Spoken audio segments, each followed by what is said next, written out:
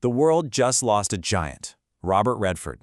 But here's the thing. If you only remember him as a movie star, you're missing the biggest and maybe even the most important parts of his story.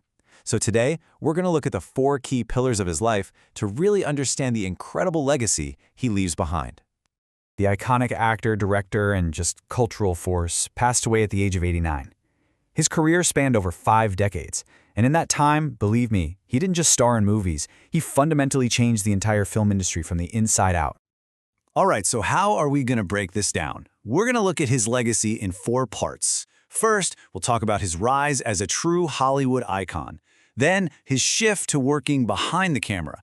After that, his absolute game changer, the creation of Sundance. And finally, we'll touch on his lifelong passion as a voice for nature. To really get the man, you've got to start with the myth, right?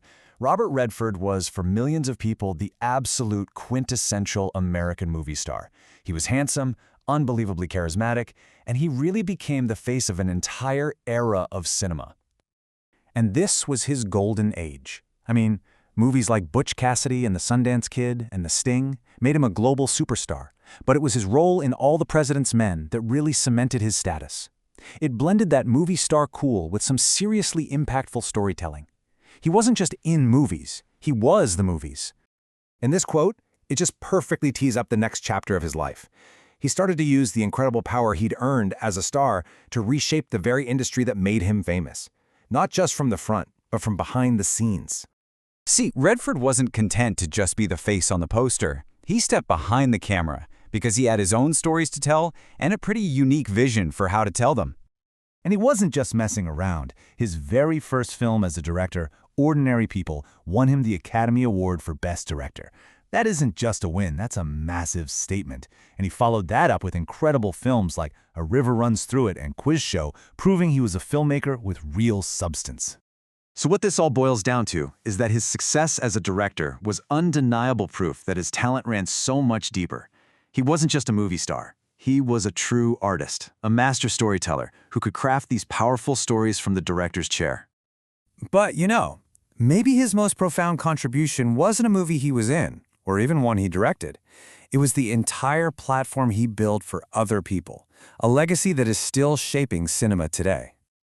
So, back in 1981, he founded the Sundance Institute, and its mission was, well, simple, but also totally revolutionary: to create a safe space for independent artists to hone their craft, far away from all the pressures of the Hollywood system.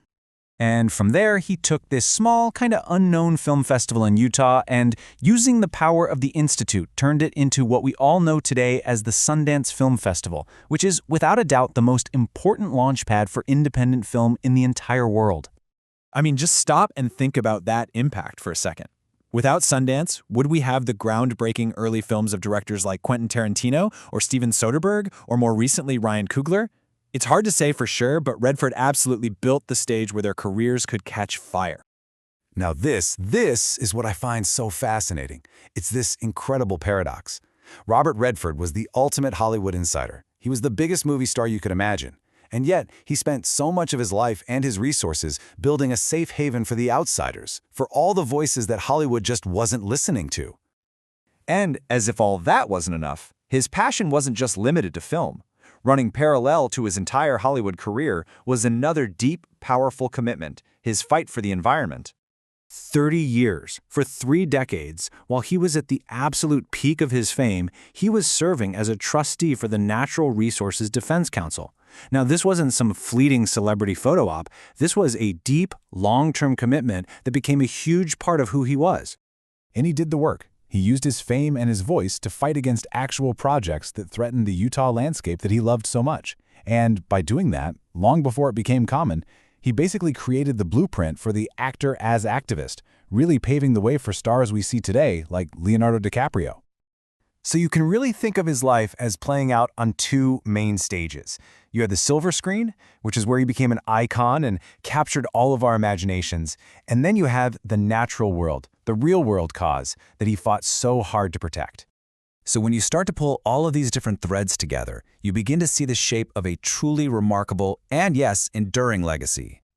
Of course, he was a legendary actor. That's the biggest piece of the pie, right? But look at this. Almost as significant was his role as the founder of Sundance, the guy who changed independent film forever. Then you add in his achievements as an Oscar-winning director and his pioneering environmental work. You see, none of these things alone really define him. It's the combination of all of them that makes his legacy just so unique. And that leaves us with one final thought. Robert Redford created unforgettable art, no doubt about it. But he also built an entire system that empowered generations of other artists to create theirs. So the question his legacy kind of asks us is, what ultimately matters more? The art you make yourself, or the artists you help bring into the world?